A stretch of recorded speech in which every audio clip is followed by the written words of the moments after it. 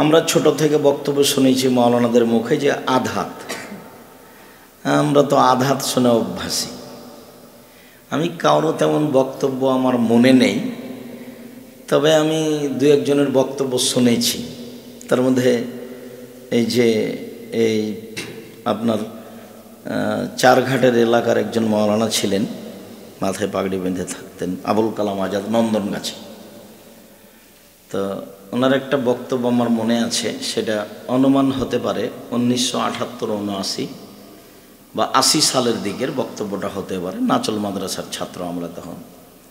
সঙ্গে দাদি ক্যাঁথার গাদি রইবে পড়ে দুনিয়ায়, এটা। আর বাকি অংশ যে কি, মানে দান চাচ্ছে, দান। সঙ্গে দাদি ক্যাঁথার গাদি রইবে পড়ে দুনিয়ায়, উনি বক্তব্য দিচ্ছেন দানের, এইটা একটা অংশ। আর আব্দুল মালিক নামে জামাত ইসলাম করতেন একটা লোক, গোদাগাড়ির, কিছুদিন আগে মারা গেছেন। উনি, আমরা যখন পড়াশোনা করতে গেলাম তখন ওরা পড়াশোনা শেষ করলেন। তো ওনার বক্তব্য আমার একটা মনে আছে, এটা 78-79 সালের বক্তব্য হবে। ধাগাওয়ালা আইসা বলে ধাগা লিবা ধাগা, কেউ বলে লাল লিব, কেউ বলে কালো, কেউ বলে এমিন শাটার ধাগা লয় খো ভালো। এইটা বক্তব্য আমার মনে পড়ছে। আমি ওভাবে তো অত মনে নাই, আংশিকভাবে একটু মনে আছে। আর আমি আবার নাম না উল্লেখ করে বলি, সেটা হলে এই যে বাপ মায়ের সেবাতে একজন বক্তব্য দিয়েছেন একদিন। বাবা বাইজিদ গভীর রাতে একদিন বাইজিদের মাথা পানি চাইলেন। বাইজিদ উঠে দেখলেন বাড়িতে পানি নাই, দূরে পানি আনতে চলে গেলেন।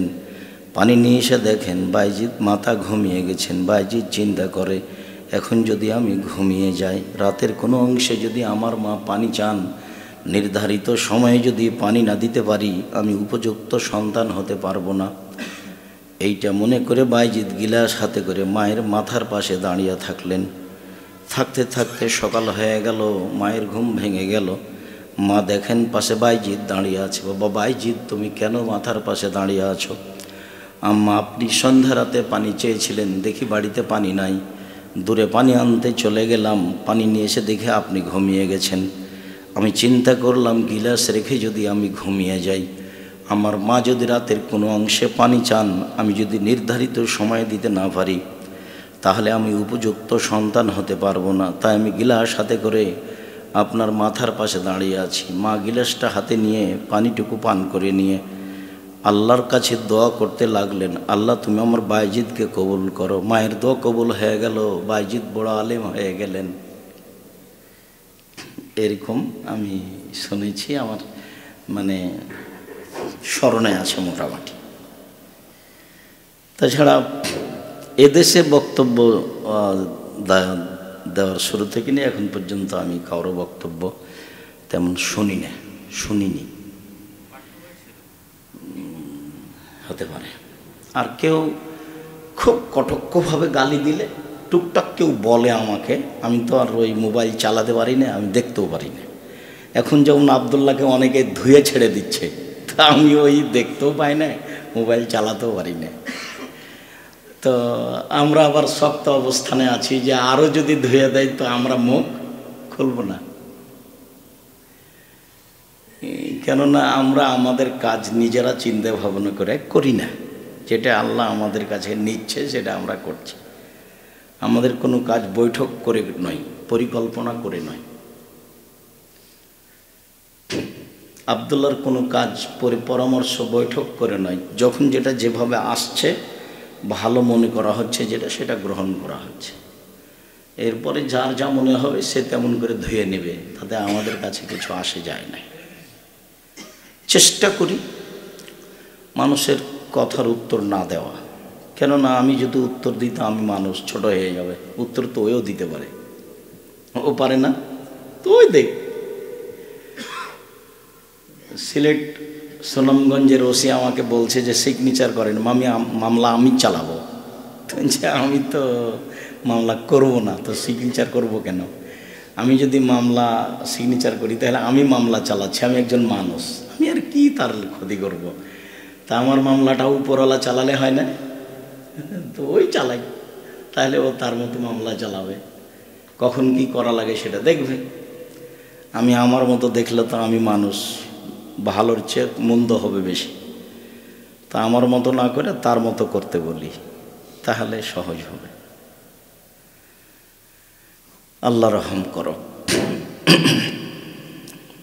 রাসূল সাল্লাল্লাহু আলাইহি সাল্লাম বলছেন 7 শ্রেণীর মানুষ বিশেষ ছায়াতলে থাকবে। সেই দিন আল্লাহর ছায়া ছাড়া কোনো ছায়া থাকবে না। সেই দিন সূর্য মাথার 1 মাইল উপরে থাকবে, এটা বুখারী মুসলিমের হাদিস। আর আধাত উপরে থাকবে, এটা আমাদের শোনা কথা, এইখান থেকে কথা এসেছে যেগুলো এতক্ষণ পর্যন্ত শোনালাম। আমরাও বক্তব্য শুনেছি এরকম। তাতে আব্দুল কাদের জিলানীকে নিয়ে আমি খুব অবাক শুনেছি। বগুড়া নগর মাদ্রাসায় একজন বক্তব্য দিচ্ছেন এক মাওলানা, তো উনি বলছেন যে আব্দুল কাদের জিলানীর বাড়িতে ভিক্ষুক ভিক্ষা করতে এসেছে। তো আব্দুল কাদের জিলানীর মা ভিক্ষা দিতে গেছে। তা আব্দুল কাদের জিলানীর মাকে দেখে ভিক্ষুক আকৃষ্ট হয়েছে, তার মার সাথে অন্যায় করবে। তো এইটা আব্দুল কাদের জিলানী পেটে জানতে পেরেছে, পেট থেকে তখনও বাঘের আকৃতিতে বের হয়ে ফকিরকে হত্যা করেছে। এটা ওনার বক্তব্য জনগণের সামনে, আলেম মাদ্রাসায়। তাহলে ছাত্রছাত্রী আছে, শিক্ষক শিক্ষিকা আছে, অনেক আছে, এলাকাবাসী আছে বগুড়ার নগর মাদ্রাসায়। আজকে তার কাছাকাছি যাব ইনশাল্লাহ। তো বক্তব্য দিলেন। তো আমি আবার একদিন পরে যাচ্ছি, যে গিয়ে বলছে, আচ্ছা কেউ যদি ওখানে লাফ দিয়ে দাঁড়িয়ে বলতো পেটের মধ্যে থেকে তো বাঘের আকৃতিতে বের হলেন, তো ঢুকলেন কিভাবে? হ্যাঁ, এইটা তো, কেননা তার প্রসাবের সময় এখনো হয়নি, তাহলে পেটের মধ্যে যাওয়ার একটা বিবরণ দিতে হবে। আর ও তো জেনা করেনি, এখন তাকে হত্যা করা যাবে কি না? যদি জেনা করে আর বিবাহিত হয় তাহলে হত্যা করা যাবে, আর যদি বিবাহিত না হয় তাহলে তাকে 100 লাঠি মারতে হবে জেনা করলে। তো জেনাই তো করেনি, সেটা তো 100 লাঠি তো হয়ই না। তো এখন জেনা করলে, বিবাহিত প্রমাণ হলে সেটা হতো। এরকমই চলছে। তো অর্ধ হাত উপরে নয়, 1 মাইল উপরে। সেই দিন মানুষ ঘামের মধ্যে থাকবে। আল্লাহ নবী বলছেন, মিনহুম মা ইয়াকুনু ইলা কাবাইহি, কারো কারো ঘাম হবে টাকনু পর্যন্ত, কারো কারো ঘাম হবে হাঁটু পর্যন্ত, কারো কারো ঘাম হবে কোমর পর্যন্ত, কারো কারো ঘাম হবে নাক পর্যন্ত, শরীরের ঘাম। তো 7 শ্রেণীর মানুষ সেদিন ছায়াতলে থাকবে, তার আর ঘাম হবে না। তার 1 শ্রেণীর মানুষ হচ্ছে ইমামুন আদেল, ন্যায়পরায়ণ নেতা। নেতৃত্ব খুব কঠিন জিনিস। আবু যার গেফারি বলেছিলেন যে আমার এলাকার নেতা আমাকে করে দেন। তো আল্লাহ রাসূল বলছেন, তুমি দুর্বল মানুষ, তুমি কি নেতৃত্ব দিবা? নেতৃত্ব দিতে ওমর, যে 15-20 হয় না, আর 20-15-20 হয় না, তার নাম নেতৃত্ব। তো ন্যায়পরায়ণ নেতা 1 নম্বরে, ও থাকবে বিশেষ ছায়াতলে। 2, শাবুন নাশা ফি ইবাদাতিল্লাহ, ওইসব মানুষ যারা যুবক থেকে, বাল্য অবস্থা থেকে ইবাদতে অভ্যাসী, 7 বছর থেকে সালাত শুরু করেছে, 8-10 বছর থেকে সিয়াম পালন শুরু করেছে, নিয়মিত পুরো জীবনটা শুরু থেকে এভাবে চলেছে, এরা থাকবে বিশেষ ছায়াতলে। আর রাজুলুন কলবুহু মুআল্লাকুন বিল মসজিদ, আর ওই লোকটা, যে লোকটা মসজিদে তার অন্তর ঝুলন্ত থাকে, জোহরের সালাত আদায় করে গিয়ে ব্যস্ত, আসর আজান হয়ে গেল নাকি, মেয়েকে বলছে আম্মু আজান হয়ে গেছে নাকি, বৌমাকে বলছে কি খবর খালেদা, মা আজান হয়ে গেছে, মানে ব্যস্ত আছে, আবার কখন আসরের সালাত আদায় করতে আসবে। এই মানুষ থাকবে বিশেষ ছায়াতলে।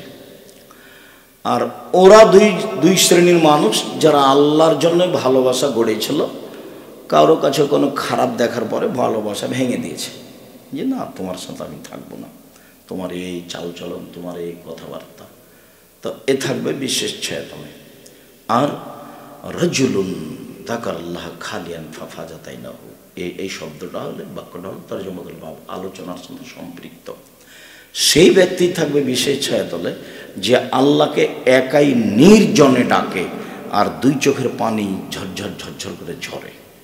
এই থাকবে বিশেষ ছায়াতলে। আল্লাহকে নির্জনে ডাকে, কেউ নেই, একাই, দরজা বন্ধ করা আছে,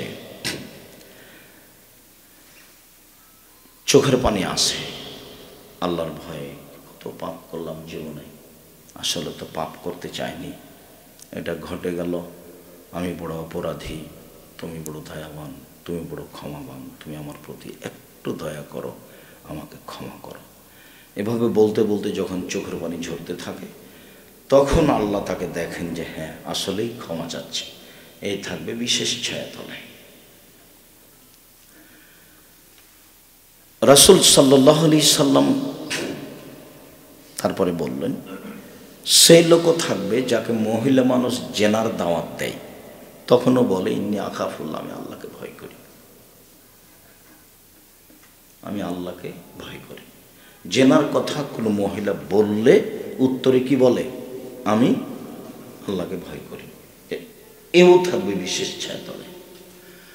আর রাজুলুন তাসাদ্দাকা বিসাদাকাতিন ফাখফাহা, গোপনে যে দান করে, সেও বিশেষ ছায়াতলে থাকবে। আমি এই আলোচনা পূর্ণ করব আপনাদের সাথে।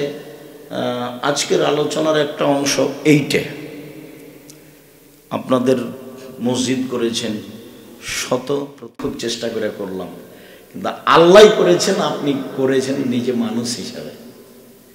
নিজে চেষ্টা করে মানুষ করে এ কথা ঠিক, তবে নিজে চেষ্টা করে সব কিছু করতে পারে তা নয়। যদি তাই হতো, আমি আব্দুর রাজ্জাক বিন ইউসুফ জামিয়া সালাফিয়া পরিচালনা করার মতো ক্ষমতা আমার হতো না। আমার বাপের অর্থ সম্পদ দিয়ে আমি একদিন জামিয়া সালাফিয়ার খরচ বহন করতে পারবো না। একদিন জামিয়া সালাফি 32 লাখ টাকা মাসে বেতন লাগে, মাসে এক মাসে কত টাকা লাগে, 32 লাখ টাকা।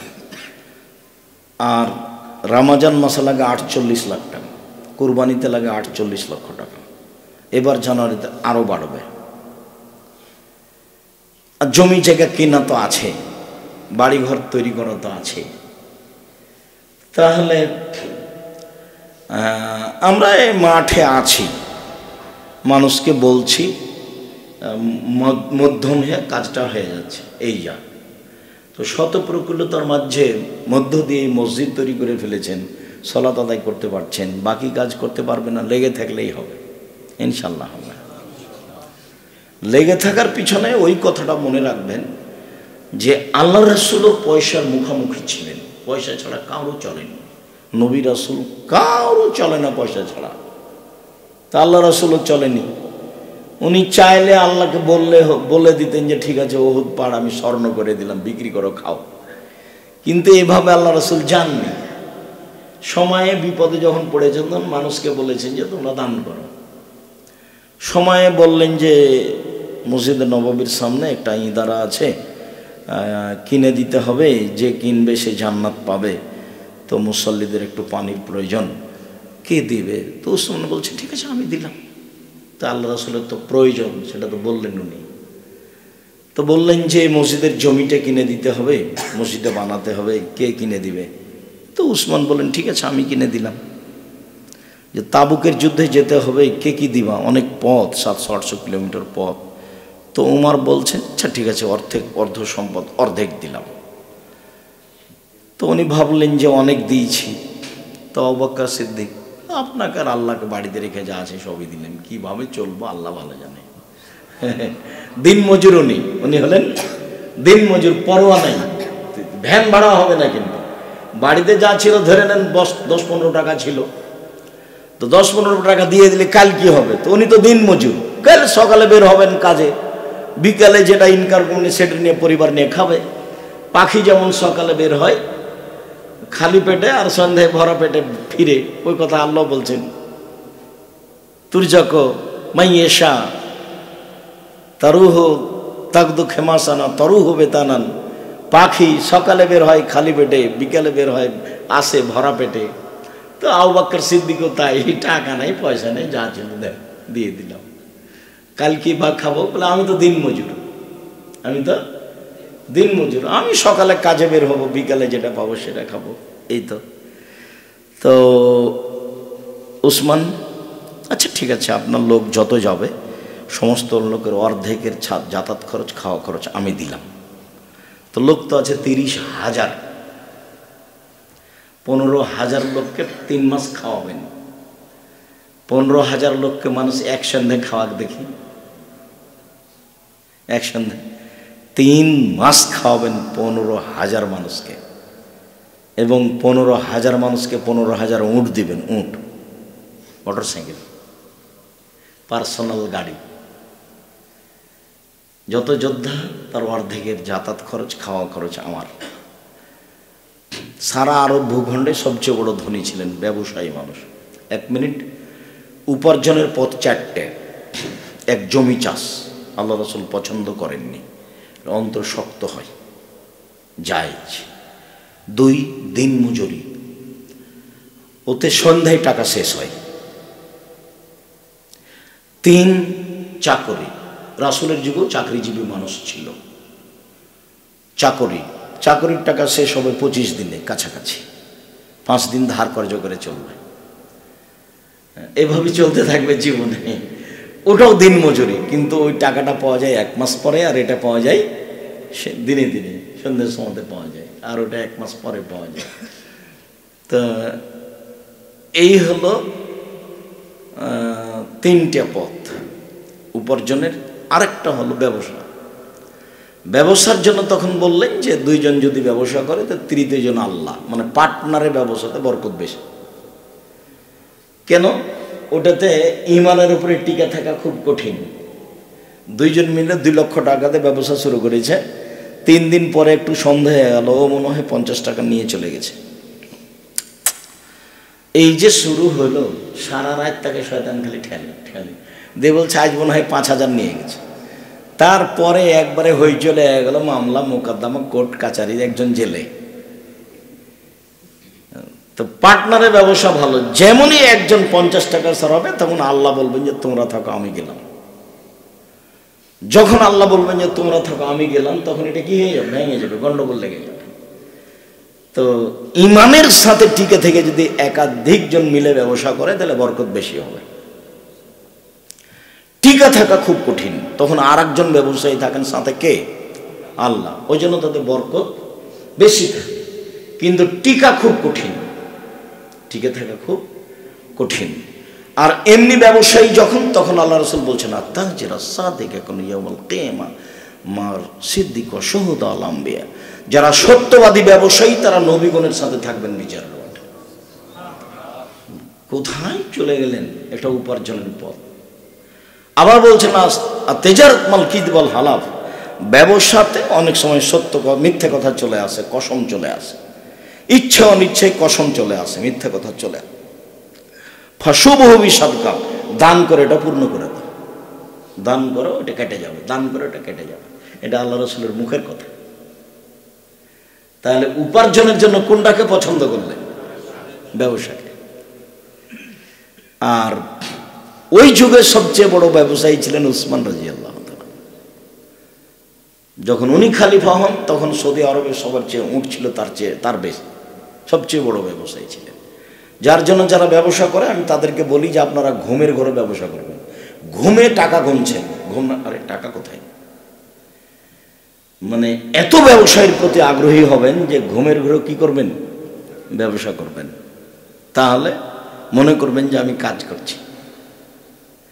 আমি অবশ্য আমি যেটা করি সেটাতে আমি চেষ্টা করি আমারটা। যখন আরো 5 জনের সাথে ঘাস কাটতে যেতাম, আমার আব্বার গরু ছিল মাঠে, যে আমাদের জমিতে, তখন আমার মাথায় থাকতো সবচেয়ে ঘাস আমাকে বেশি কাটতে হবে। যখন নদীতে সাঁতার দিতে যেতাম তো আমার ভাবতাম যে সবার আগে আমাকে যেতে হবে। যখন পড়াশোনা করতাম তখন আমার রেজাল্ট আমাকে প্রথম হতে হবে। তো বক্তব্যের কথাটা রেখে দিলাম যে প্রতিষ্ঠানে সবসময় মাথায় এটা কাজ করে, প্রতিষ্ঠান একটা গর্ব ইনশাআল্লাহ এ দেশের মাটিতে, যেটা সবচেয়ে বড়, সবচেয়ে উন্নত মানের ব্যতিক্রম প্রতিষ্ঠান হবে, যেখানে ছেলে মেয়ে বাংলা, ইংরেজি, আরবি উন্নত মানের শিক্ষা অর্জন করে জাতির অন্যায়ের বিরুদ্ধে লড়বে, মুখে কলমে মিডিয়ায় লড়বে ইনশাআল্লাহ।